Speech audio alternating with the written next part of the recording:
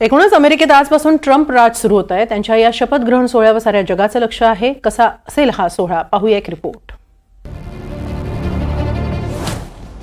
सोमवारी Donald Trump हे अमेरिकेचे राष्ट्राध्यक्ष म्हणून आपल्या दुसऱ्या कार्यकाळाला सुरुवात करणार आहेत। त्यासाठी आयोजित शपथग्रहण सोहळा हा यंदा कॅपिटलच्या अंतर्गत सभागृहात होणार आहे। साधारणपणे शपथविधी सोहळा हा कॅपिटल समोरच्या प्रांगणात करण्याची अमेरिकन परंपरा आहे। या सोहळ्याला सर्वसाधारण नागरिकही उपस्थित राहू शकतात। मात्र यंदा आर्टिक वादळामुळे बर्फवृष्टीचं प्रमाण वाढलंय, त्यामुळे यंदाचा शपथविधी सोहळा सभागृहात होणार आहे। त्यामुळे सर्वसाधारण अमेरिकन नागरिकांना हा सोहळा प्रत्यक्षात पाहता येणार नाही। याआधी 1985 मध्ये राष्ट्राध्यक्ष रोनाल्ड रिगन यांचा शपथविधी सोहळा कॅपिटलच्या सभागृहातच घेण्यात आला होता। रोटुंडामध्ये हा शपथविधी सोहळा होणार आहे। प्रतिकूल वातावरणात शपथविधी सोहळा झाला नाही तर रोटुंडा ही एक पर्यायी जागा आहे। दरम्यान या सोहळ्यासाठी पहिल्यांदाच परदेशी पाहुण्यांना आमंत्रित करण्यात येणार आहे। याआधी इतर देशांच्या प्रतिनिधींना शपथविधी सोहळ्याचं आमंत्रण नसायचं। भारताकडून यंदा परराष्ट्र मंत्री एस जयशंकर हे या सोहळ्याला उपस्थित राहणार आहेत। 20 जानेवारीला अमेरिकन वेळेनुसार दुपारी 12 वाजता ट्रम्प अध्यक्षपदाची शपथ घेतील।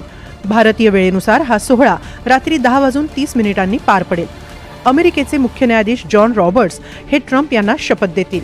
ट्रम्प आपली पत्नी आणि फर्स्ट लेडी मेलेनिया ट्रम्प यांच्या साथीनं शपथ घेतील। कॅपिटल रोटुंडामध्ये यंदा शपथविधी सोहळा पार पडणार आहे। शपथविधीनंतर ट्रम्प हे आपलं पहिलं अध्यक्षीय भाषण करतील। आपलं पहिलं अध्यक्षीय भाषण हे 2017 मधील भाषणापेक्षा वेगळं असेल असा दावा ट्रम्प यांनी केलाय। हे भाषण नागरिकांना एकत्रित आणणारं आणि प्रोत्साहन देणारं असेल असं ट्रम्प यांनी म्हटलंय। तर अमेरिकेचे मावळते राष्ट्राध्यक्ष जो बायडन हे देखील या सोहळ्यात सहभागी होणार आहेत। परंपरेनुसार ते ट्रम्प यांच्याकडे सत्तांतरण करताना साक्षीदार असतील।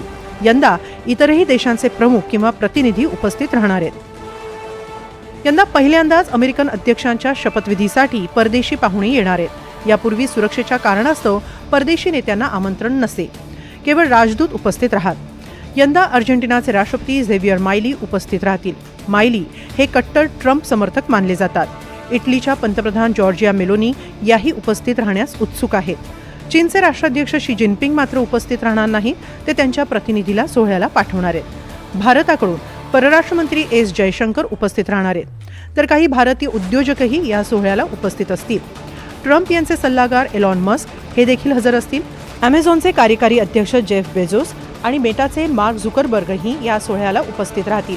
तर इतर माजी राष्ट्राध्यक्ष देखील या सोहळ्यात हजर असणार आहेत। माजी फर्स्ट लेडी मिशेल ओबामा मात्र या सोहळ्याला अनुपस्थित असणार आहेत। दरम्यान या सोहळ्यासाठी जय्यत तयारी केली जाते। सुरक्षेच्या दृष्टीनेही कॅपिटल भोवती कुंपणाचं जाळं उभारण्यात आलंय।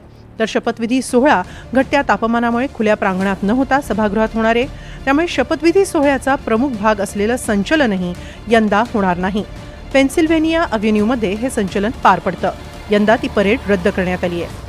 या परेडमध्ये सैन्य, स्कूल बँड, काही चित्ररथ आणि नागरिकांचे काही गटही सहभागी होतात। यंदा ही परेड मर्यादित स्वरूपात वॉशिंग्टनच्या कॅपिटल वन एरिनामध्ये होणार आहे। इथं 20,000ची आसन व्यवस्था करण्यात आली आहे। या संपूर्ण सोहळ्याचा खर्च सरकारी समितीकडून उचलला जातो, तर काही उद्योजकांनीही या सोहळ्यासाठी देणगी दिलेली आहे। यात मार्क झुकरबर्ग, बेझोस, ॲपलचे टिम कुक यांचा समावेश आहे। मायक्रोसॉफ्टकडूनही या शपथविधी सोहळ्यासाठी देणगी देण्यात आली आहे। 2017 मध्ये ट्रम्प यांनी त्यांच्या शपथविधीसाठी रेकॉर्ड ब्रेक असे $106.7 मिलियन जमवले होते। यंदा हा आकडा $170 मिलियन पर्यंत जाण्याची शक्यता आहे।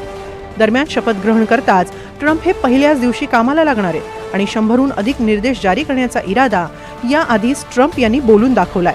त्यामुळे हा शपथविधी सोहळा कसा पार पडतोय, पहिल्याच दिवशी ट्रम्प कोणते निर्णय घेणार, काय आदेश जारी करणार, याकडे अमेरिकेसह इतरही देशांचं लक्ष असणार आहे।